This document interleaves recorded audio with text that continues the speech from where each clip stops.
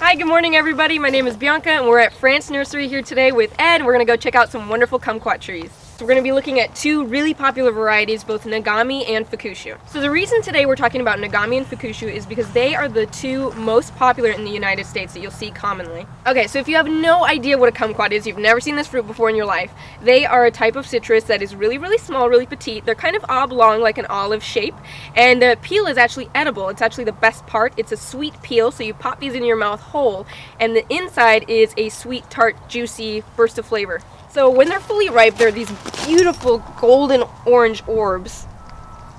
So these varieties are ancient varieties. I mean, like for instance, the Nagami goes back to the 12th century.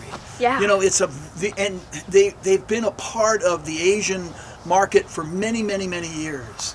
Yes, and I actually want to highlight that kumquats are a really important part of the Lunar New Year festivities because the golden fruits are said to bring prosperity in the new year. But they really want that fruit ripe, right? Yes, has to be that perfect golden fruit. And you'll notice this is actually a really popular gift for Lunar New Year season. People will buy these just to have them in their home, almost like a Christmas tree. Like this is inside the Asian home to celebrate.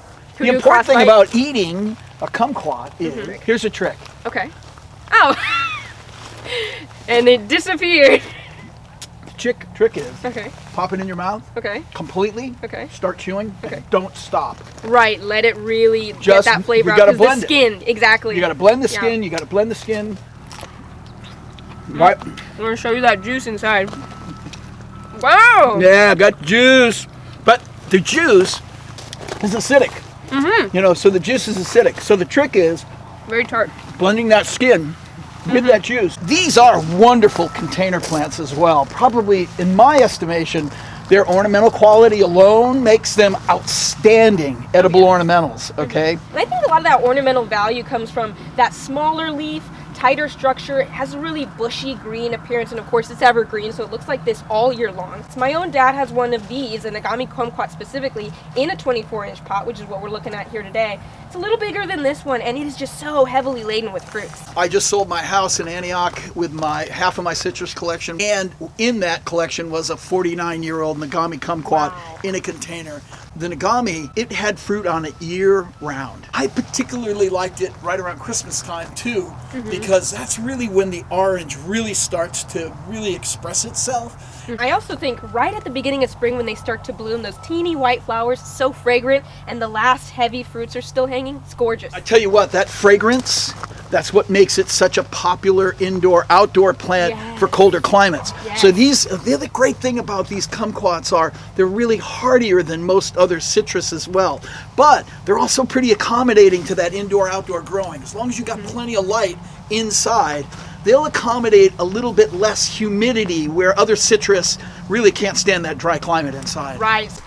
Well, Bianca, been a good year for Fukushu kumquats because look at it's pretty popular, just not sold out here. They've sold really well. We struggled to find a few to show you guys today. Yeah, well that's really good because it is a special variety. It is. It's a little bit different from Nagami. We're going to talk a little bit about the differences.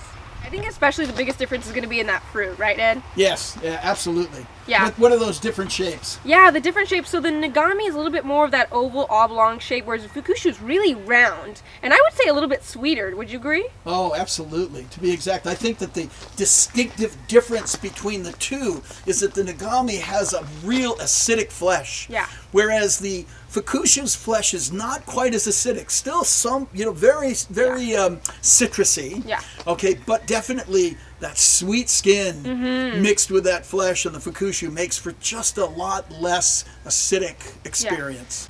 Another one of the differences to me, Ed, let's see what you think as well. The Nagami, the skin of the Nagami is really thin, and so as you're chewing it, you really have to chew it long to get that sweet flavor to come out, and it's such that, just like you were saying, it's really tart at first.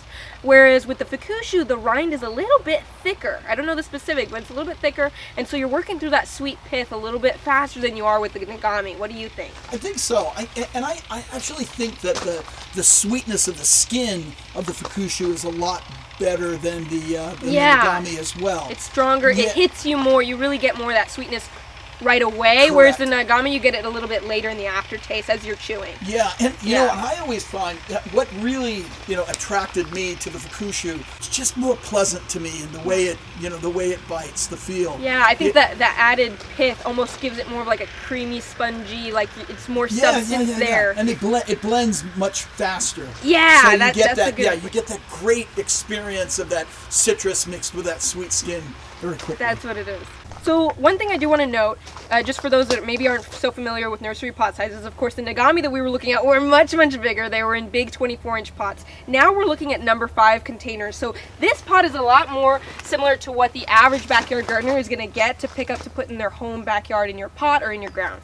Actually, we take that 5 and put it, I would recommend that you take that number 5 and put it right into a 16-inch pot. Absolutely, nice big pot. Go ahead. I like to kind of have successive size pots going up, so that 16 will get you probably 3, maybe even 4 years before you have to shift it, and you can shift it up into an 18 or 20 at that point. At that point, get another 3 to 5 years, and then shift it into a 24 and get another 5 years. So when you get into that, by the time you get into that 24, you'll have a beautiful tree, and it'll be roughly about 15 to 18 years old. Another thing I want to note about the kumquat, all kumquat varieties have really not very many thorns at all. They're really friendly to brushing up against when you're harvesting, very safe if you're having kids help harvest with you.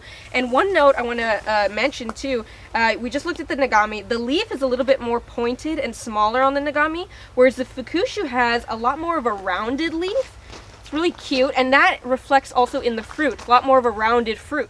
Another thing about the Fukushu that I've, and working with it for years, that I've found is that if I do a lot of real hard pinching on these laterals, they have these real tight breaks that break nice and evenly, and these things fill out and become solid. So bushy. These are very ornamental kumquat trees, yeah, especially the Fukushu. Yeah, I love the Fukushu for its ornamental quality, but the Nagami also has great ornamental quality as well. So both of them fall into that, what I would call edible ornamentals. Yes.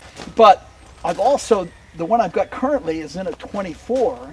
It's roughly about maybe 15 to 18 years old right now, and I've done the pinching where it's really dense. Tight. And the fruit display is killer.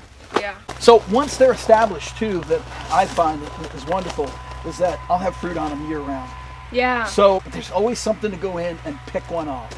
And I tell you how I know that. My granddaughter loves them. Oh yeah. And she will look to see and point them out, and man, Papa's got to pick a kumquat for Bailey. Extremely snackable. Yeah, they are really snackable. Yep.